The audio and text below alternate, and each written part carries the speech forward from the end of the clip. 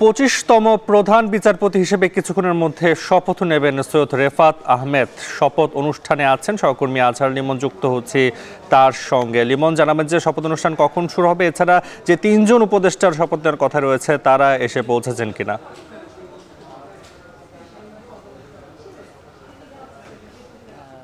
পৌঁছেছেন, আমরা দেখেছি যে 3 জন উপদেষ্টা শপথ বাকি ছিল তাদের মধ্যে অন্তত 2 জন এখানে এসে পৌঁছেছেন, আমরা দেখেছি।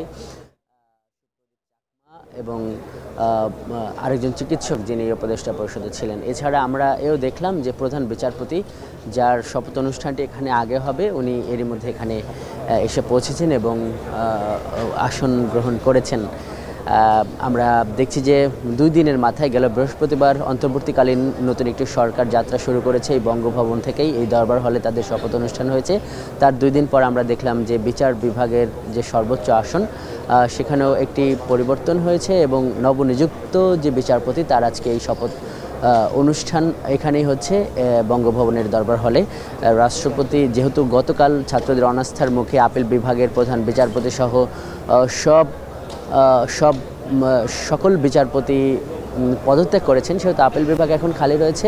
সেহেতু সেইখানে নতুন অভিভাবকের প্রয়োজনীয়তা থেকে এই সংবিধান অনুসারে রাষ্ট্রপতি মোহাম্মদ শাহাবুদ্দিন চুপ্পু নতুন প্রধান বিচারপতি নিয়োগ দিয়েছেন। গতকালই এটির প্রজ্ঞাপন হয়েছে।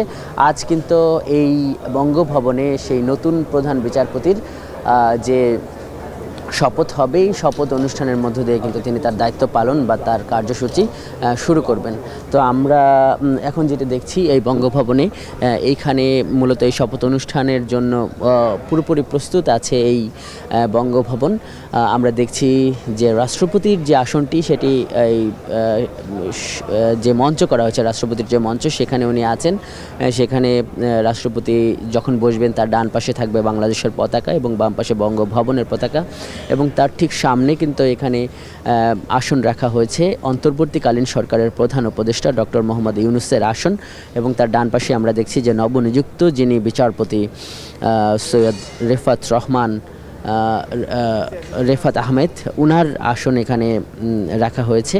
এবং আমরা এখানকার এই বঙ্গভবনের যে কার্যসূচি আমরা হাতে পেয়েছি তাতে প্রধান বিচারপতির শপথ অনুষ্ঠানটি আগে হবে, তাকে শপথ পড়াবেন রাষ্ট্রপতি। এরপরে এই গেল বৃহস্পতিবার অন্তর্বর্তীকালীন সরকারের যে 3 জন উপদেষ্টা শপথ নিতে পারেননি তাদের শপথ অনুষ্ঠান এখানে হবে। যদি জানাই যে কারা কারা গেল বৃহস্পতিবার শপথ দিতে পারেননি, এর মধ্যে রয়েছেন সুপ্রদীপ চাকমা, উনি সাবেক রাষ্ট্রদূত এবং চট্টগ্রাম উন্নয়ন বোর্ডের চেয়ারম্যান। ওনার সঙ্গে আমার কথা হয়েছে, উনিও এখানে এসে পৌঁছেছেন। এরপরে রয়েছেন চিকিৎসক বিধান রঞ্জন রায়, যিনি জাতীয় মানসিক স্বাস্থ্য ইনস্টিটিউটের পরিচালক ছিলেন, এবং বীর প্রতীক ফারুকী আজম, উনি একজন বীর মুক্তিযোদ্ধা এবং বীর প্রতীক। তাদের আজকে এখানে শপথ অনুষ্ঠানটি হবে। আমরা দেখছি যে এই শপথ অনুষ্ঠানের যারা অতিথি তারা এরই মধ্যে এখানে এসে পৌঁছেছেন। আমরা দেখেছি যে এখানে ছাত্র সমন্বয়ক প্রতিনিধিরা এখানে আছেন, এখানে মুক্তিযোদ্ধারাও দাওয়াত পেয়েছেন, বিভিন্ন রাজনৈতিক দলের নেতৃবৃন্দ এখানে দাওয়াত পেয়েছেন, আইনজীবীরা দাওয়াত পেয়েছেন, এবং এই যারা আজকে শপথ গ্রহণ করবেন সেই উপদেষ্টা এবং প্রধান বিচারপতির যারা পরিবারবর্গ তারাও এখানে দাওয়াত পেয়েছেন। আমরা দেখছি যে অন্তর্বর্তীকালীন সরকারের মাঝখানে মাত্র 2টি দিন গেছে, শুক্রবার এবং শনিবার। তার 3য় দিনে এখানে আমরা দেখছি যে উপদেষ্টা পরিষদের যারা সদস্য রয়েছেন তারা এখানে এসে পড়েছেন এবং তারা কিন্তু নিজেদের মধ্যে আলাপ আলোচনা করছেন। বলা যায় যে এই সরকার নিয়েই তাদের আলোচনা বেশিরভাগ। আসলে আনুষ্ঠানিকভাবে আলাপ আলোচনার বাইরেও তো অনানুষ্ঠানিক অনেক আলাপ আলোচনা থাকে। তাতে আমরা খেয়াল করেছি যে তারা এই সরকার সামনের চ্যালেঞ্জ বা এই সরকার নিয়ে কোনো ষড়যন্ত্র আছে কিনা এগুলোই নিজেদের মধ্যে আলাপ আলোচনা করে চলেছেন। দর্শক, যে একটা প্রেক্ষাপটে এই নতুন বিচারপতি আজকে শপথ নেবেন, তার গতকালই কিন্তু এই ছাত্রদের অনাস্থার মুখে প্রধান বিচারপতি সহ আপিল বিভাগের 7 জন বিচারপতি পদত্যাগ করেছেন। এবং এটি কিন্তু শুরু হয়েছিল, ছাত্ররা বলেছিল যে একটা ষড়যন্ত্রকে কেন্দ্র করে তারা এই আপিল বিভাগের বিচারপতিদের পদত্যাগ চেয়েছেন। তারা বলেছেন যে হঠাৎ করেই গতকাল সাবেক যে প্রধান বিচারপতি যিনি পদত্যাগ করেছেন, এরই মধ্যে তিনি ফুল কোর্ট বৈঠক ডেকেছেন। ফুল কোর্ট বৈঠকটি মূলত এই সুপ্রিম কোর্টের একটি প্রশাসনিক সিদ্ধান্ত নেবার একটা বড় আয়োজন। তো ছাত্ররা যেটি বলেছিল যে এই হঠাৎ করে এই আয়োজনটি, এই ধরনের কোর্ট, এই ধরনের বৈঠক ডাকার ব্যাপারটি সরকার অকিভাল নয়, এবং আমরা সরকারের যারা উপদেষ্টা তাদের কাছ থেকে এমন মন্তব্য পেয়েছি যে এই ধরনের হঠাৎ করে এই ধরনের ফুল কোর্ট বৈঠক ডাকা এটি অনভিপ্রেত। এবং তারপরে কিন্তু আমরা দেখেছি যে ছাত্রদের যে এই ছাত্র আন্দোলনের যারা সমন্বয়ক রয়েছেন সেটি সরকারের ভেতরে এবং সরকারের বাইরে তারা তাৎক্ষণিকভাবে সামাজিক যোগাযোগ মাধ্যমে মার্চ টু হাইকোর্ট এরকম একটা কর্মসূচি ঘোষণা করে, এবং মুহূর্তের মধ্যে আমরা দেখেছি শহরের বিভিন্ন প্রান্ত থেকে এই ছাত্ররা আবার এই কোর্টে এসে বিক্ষোভ প্রদর্শন করে। বিশেষ করে সুপ্রিম কোর্টের এনএস ভবনের সামনে আমরা একটা বড় বিক্ষোভ দেখেছি। সেখান থেকে তারা মৎস্য ভবন ঘুরেছেন, হাইকোর্টের যে মাজার গেট সেখানে বিক্ষোভ করেছেন, এবং এর মধ্যেই আমরা দেখেছি যে খবর এসেছে যে ছাত্ররা যেটি চাইছেন যে সুপ্রিম কোর্টের বা আপিল বিভাগের বিচারপতিদের পদত্যাগ, সেই পদত্যাগ করার জন্য প্রধান বিচারপতি রাজি হয়েছেন। এবং আমরা যেটি দেখেছি যে বিকালের মধ্যেই তিনি তার পদত্যাগপত্র জমা দিয়েছেন। আইন মন্ত্রণালয় হয়ে সেটি রাষ্ট্রপতির কাছে গিয়েছেন, এবং তার পদত্যাগটি কার্যকর হওয়ার পর রাষ্ট্রপতি কিন্তু নতুন আরেকজন বিচারপতি নিয়োগ দিয়েছেন। এই বিচারপতির নাম সৈয়দ রিফাত আহমেদ। তিনি পেশায় একজন আইনজীবী। 2003 সাল থেকে উনি হাইকোর্টের বিচারপতি হিসাবে দায়িত্বে রয়েছেন, এবং তার 66 বছর বয়সী এই বিচারপতি ঢাকা বিশ্ববিদ্যালয়ে পড়াশোনা করেছেন। 2005 সালে তিনি হাইকোর্ট বিভাগের বিচারপতি হিসাবে স্থায়ী নিয়োগ পেয়েছিলেন, এবং 2002 সালে সুপ্রিম কোর্টের আপিল বিভাগের আইনজীবী হিসাবে তালিকাভুক্ত হয়েছিলেন। আজকে যিনি নবনিযুক্ত বিচারপতি হিসাবে, প্রধান বিচারপতি হিসাবে এখানে রয়েছেন এবং কিছুক্ষণ পর শপথ নেবেন। এর আগেও 1984 সালে জজ আদালতের আইনজীবী হিসাবে উনি অনুশীলন করেছেন। 1986 সালে হাইকোর্ট বিভাগের আইনজীবী হিসাবে তালিকাভুক্ত হয়েছিলেন এই সৈয়দ রেফাত রহমান। 66 বছর বয়সী এই আইনজীবীর জন্ম 1958 সালে, এবং যেটি বলা হচ্ছে যে ওনার বিচার পরিচালনা করার অনেক ভালো বা অনেক দীর্ঘ ইতিহাস রয়েছে, অভিজ্ঞতা রয়েছে, এবং এই উপদেষ্টা সহ যারা এখানে আছেন তারাও আশা করছেন যে এই বিচার বিভাগের অভিভাবক হিসাবে সামনের দিনগুলোতে সৈয়দ রেফাত রহমান একটি গুরুত্বপূর্ণ ভূমিকা পালন করবেন, একটি নিরপেক্ষ ভূমিকা পালন করবেন। প্রধান বিচারপতির যে আসন, সেই আসনে থেকে যেভাবে দায়িত্ব পালন করতে হয়। দর্শক, ঠিক এই মুহূর্তে যারা যুক্ত হলেন তাদের স্বাগত জানাচ্ছি বঙ্গভবনের দরবার হল থেকে। আর কিছুক্ষণের মধ্যেই এইখানে পরপর দুটি শপথ অনুষ্ঠান হবে। এইখানে আমরা যেটি দেখেছি যে প্রথমত এখানে শপথ হবে নবনিযুক্ত প্রধান বিচারপতি সৈয়দ রেফাত আহমেদের, এবং এর পর শপথ হবে গেল বৃহস্পতিবার অন্তর্বর্তীকালীন সরকারের যেই 3 জন উপদেষ্টা শপথ নিতে পারেননি তাদের। আমরা দেখেছি যে এর জন্য বঙ্গভবন সম্পূর্ণভাবে প্রস্তুত হয়েছে। 4 থেকে 500 অতিথি আজকেও এখানে আমন্ত্রণ জানানো হয়েছে। এরই মধ্যে এখানে আমন্ত্রিত অতিথিরা এই বঙ্গভবনের দরবার হলে এসে পড়েছেন, এবং আমরা দেখছি যে মোটামুটি বেশিরভাগ অতিথি কিন্তু এখন এখানে এসে পড়েছেন। আজকের এই শপথ অনুষ্ঠানে এখানে অতিথি হিসাবে আছেন এই অন্তর্বর্তীকালীন সরকারের প্রধান উপদেষ্টা ডক্টর মোহাম্মদ ইউনূস, এবং একই সঙ্গে এই অন্তর্বর্তীকালীন সরকারের সকল উপদেষ্টাকেই আজকে এখানে আমন্ত্রণ জানানো হয়েছে এবং আমরা এখন যেটা দেখছি যে উপদেষ্টাদের বেশিরভাগ এরই মধ্যে এসেছেন এবং তারা আসন গ্রহণ করেছেন। আমরা দেখছি যে এই তত্ত্বাবধায়ক এই অন্তর্বর্তীকালীন সরকারের উপদেষ্টা ডক্টর আসিফ নজরুল উনি এখানে এসেছেন যিনি পরিবেশ মন্ত্রণালয়ের দায়িত্ব পেয়েছেন, ডাক টেলিযোগাযোগ ও তথ্য প্রযুক্তি মন্ত্রণালয়ের দায়িত্ব পাওয়া, একই সঙ্গে ছাত্র আন্দোলনের মধ্যমণি হিসাবে প্রধান সমন্বয়ক হিসাবে দায়িত্ব পালন করা নাহিদ ইসলাম উনি এখানে এসেছেন। তারপর যুবক্রিয়ার দায়িত্ব পাওয়া উপদেষ্টা এই ছাত্র সমন্বয়ক আসিফ মাহমুদ সজীব ভুইয়া উনিও এখানে এসেছেন। এছাড়া আমরা দেখছি সুপ্রদীপ চাকমা উনি এখানে এসেছেন। আমরা আদিলুর রহমান কে দেখছি এখানে এসে পড়েছেন এবং আমরা দেখছি যে শিরিন আক্তার উনিও এখানে এসেছেন। আফমা খালিদ হোসেন উনিও এখানে এসেছেন। এছাড়া আমরা দেখেছি যে ব্রতির যিনি পরিচালক ছিলেন শারমিন মুর্শিদ তিনিও এই আজকের অনুষ্ঠানে এসে পড়েছেন। রাজনীতিকদের মধ্যে যারা দাওয়াত পেয়েছেন তারাও এখানে এসে পড়েছেন।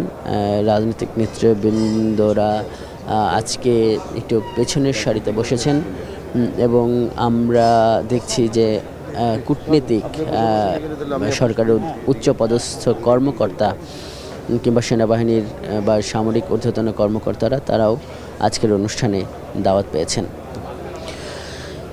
আর হয়তো কিছুক্ষণ পরই এই শপথ অনুষ্ঠান শুরু হবে। মোটামুটি এই বঙ্গভবনের এই জামায়াত বা এই অতিথিরা এখন মূলত প্রধান উপদেষ্টা অন্তর্বর্তীকালীন সরকারের প্রধান উপদেষ্টা ওনার অপেক্ষা করছেন, একই সঙ্গে রাষ্ট্রপতির অপেক্ষা করছেন। তারা এলে আজকের এই শপথ অনুষ্ঠান এই কার্যক্রমটি কিন্তু শুরু হবে। জানিয়ে রাখি যে 2 দিনের মাথায় এই বঙ্গভবনে আরও একটি বড় অনুষ্ঠান বা আরেকটি শপথ গ্রহণের অনুষ্ঠান আমরা দেখছি। দর্শক, গেল বৃহস্পতিবার এই ছাত্রদের আন্দোলনের মুখে প্রায় 15 বছরের স্বৈরাচার সরকার যখন দেশ ছেড়ে পালিয়ে গিয়েছে এবং সেই সরকারের প্রধান এবং তার অন্যান্য বিভিন্ন মন্ত্রণালয়ের দায়িত্বপ্রাপ্তরা তারা যখন দেশ ছেড়ে পালিয়েছেন তখন সরকার বা একটি রাষ্ট্র পরিচালনার যে কর্তৃপক্ষ সেখানে যখন একটি শূন্যতা দেখা দিয়েছে তখন রাষ্ট্রপতি তার ক্ষমতা বলে অন্তর্বর্তীকালীন সরকার গঠন করেছেন এবং সুপ্রিম কোর্ট কিন্তু এই দুর্যোগকালে প্রয়োজনের নিরিখে এই রাষ্ট্রপতিকে সেটি জানিয়েছেন, পরামর্শ দিয়েছেন যে এই পরিস্থিতিতে সরকার গঠন করা যায়। সেই প্রেক্ষিতে আমরা দেখেছি যে বৃহস্পতিবার রাতে এই অন্তর্বর্তীকালীন সরকারের প্রধান উপদেষ্টা সহ উপদেষ্টারা শপথ গ্রহণ করে এবং তখন থেকেই এই অন্তর্বর্তীকালীন সরকার যাত্রা শুরু করে।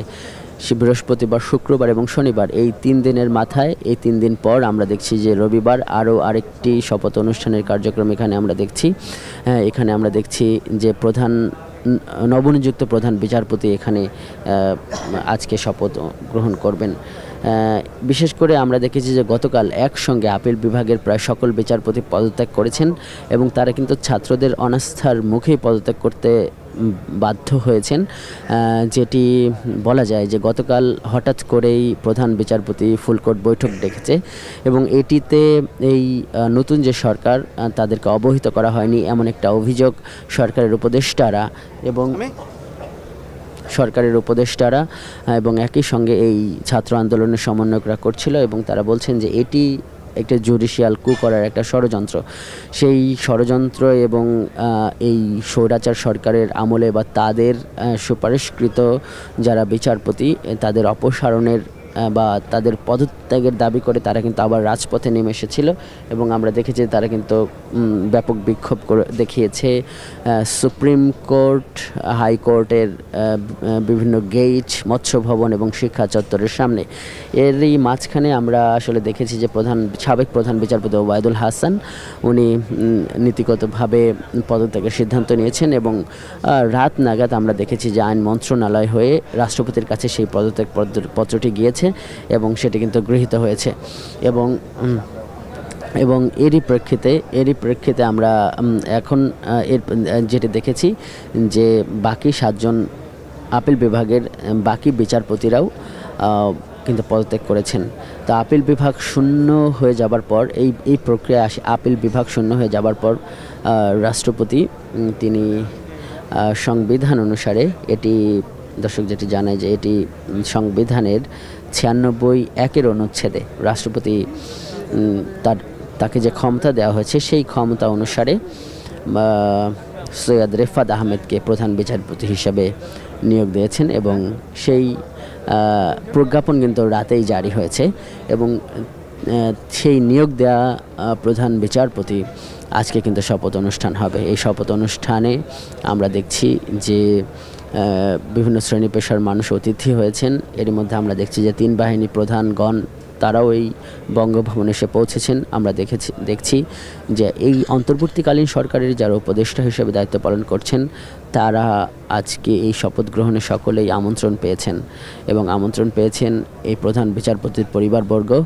এবং একই সঙ্গে যেহেতু আজকের এই শপথ অনুষ্ঠানে এই গেল বৃহস্পতিবার অন্তর্বর্তীকালীন সরকারের 3 জন উপদেষ্টা শপথ নিতে পারেননি ঢাকার বাইরে থাকায় তাদেরও আজকে এই শপথ অনুষ্ঠানের আয়োজন একই সঙ্গে করা হয়েছে। বঙ্গভবন সূত্র আমাদেরকে এটি জানিয়েছে, প্রথমে প্রধান বিচারপতির শপথ অনুষ্ঠান হবে, এরপর শপথ অনুষ্ঠিত হবে অন্তর্বর্তীকালীন সরকারের শপথ নিতে না পারা বাকি 3 উপদেষ্টার। একটু জানিয়ে রাখি যে বাকি 3 উপদেষ্টারা হলেন সাবেক রাষ্ট্রদূত, পররাষ্ট্র মন্ত্রণালয়ে উনি দায়িত্ব পালন করেছেন, একই সঙ্গে চট্টগ্রাম উন্নয়ন বোর্ডের যিনি চেয়ারম্যান হিসেবে দায়িত্ব পালন করেছেন সুপ্রদীপ চাকমা, উনি আজকে এখানে শপথ নেবেন। উনি এরই মধ্যে এখানে এসে পড়েছেন, আমার সঙ্গে ওনার কথা হয়েছে। আমরা তার প্রতিক্রিয়া জানতে চেয়েছিলাম। তিনি বলছেন যে এখনও এই ক্যাবিনেটটা কেমন হবে বা ক্যাবিনেট পরিচালনার তার অভিজ্ঞতা নেই কিংবা তিনি কি দায়িত্ব পাবেন তিনি এখনও সেটি জানেন না। কাজেই এই বিষয়গুলো আনুষ্ঠানিক প্রতিক্রিয়া উনি সব কিছু বুঝে দায়িত্ব পেয়ে তারপর জানাবেন। জাতীয় মানসিক স্বাস্থ্য ইনস্টিটিউটের সাবেক পরিচালক ডাক্তার বিধান রঞ্জন রায় উনিও সেদিন শপথ নেননি, উনি আজকে এখানে শপথ নেবেন। এছাড়া বীর প্রতীক ফারুক আজম উনি প্রবাসে ছিলেন, উনিও এখানে আসবেন এবং আজকের এই শপথ অনুষ্ঠানে যোগ দেবেন এবং শপথ গ্রহণ করবেন। দর্শক, এখন যারা যুক্ত হলেন, ঠিক এই মুহূর্তে যারা যুক্ত হলেন তাদেরকে বলছি যে আমরা আপনাদেরকে বলছি বঙ্গভবনের দরবার হল থেকে। বঙ্গভবনের দরবার হলে আরেকটি নতুন ইতিহাস রচিত হতে যাচ্ছে। অন্তর্বর্তীকালীন সরকার গঠনের মাত্র 3 দিনের মাথায় আমরা দেখছি যে বিচার বিভাগে একটা বড় ধরনের পরিবর্তন এসেছে এবং এই বিচার বিভাগের যিনি অভিভাবক প্রধান বিচারপতি, উনি নবনিযুক্ত যে প্রধান বিচারপতি আজকে উনি গতকাল রাতেই উনি দায়িত্ব পেয়েছেন এবং আজকে তার শপথ অনুষ্ঠান হবে। তার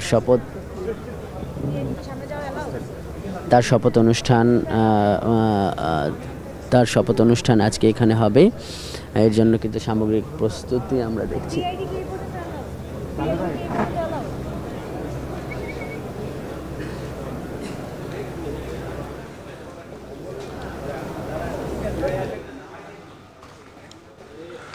প্রধান